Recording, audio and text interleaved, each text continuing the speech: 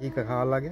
মানুষ যেটা খায় সেটা আমার মুরগিও সেটা খায়। ভাত থেকে শুরু করে মাছ, মাংস, ডিম, আর সব থেকে বড় ব্যাপার হচ্ছে সকালবেলা চা 2টো টোস্ট ওর চাই।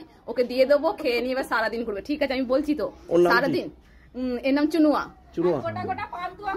গোটা গোটা কালো কালো পান্তুয়া। মানে আমার ছেলে মেয়ে যা খাবার নিয়ে আসবে ওর একজনের, আমাকে মানে আমার 2টো ছেলে মেয়েকে নিয়ে 3টে, মানে আমার ছেলে মেয়ে যেটা নিয়ে আসবো ওর নিয়ে আসতেই হবে। আর যে গরমে যে ফুটিটা পাওয়া যায়, ফুটি মানে সবাই আলাদা আলাদা করে 10 টাকা নিয়ে এলে এরও 10 টাকা নিয়ে আসতে হবে।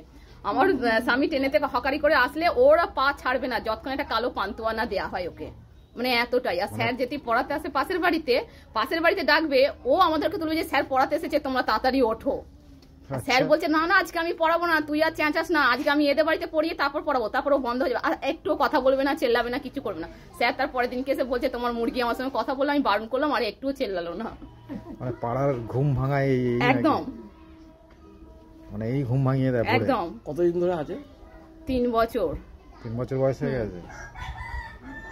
আর ডাকতে বলো, একটু ফান্টুসকে ডাকো তো, ফান্টুসকে ডাকো,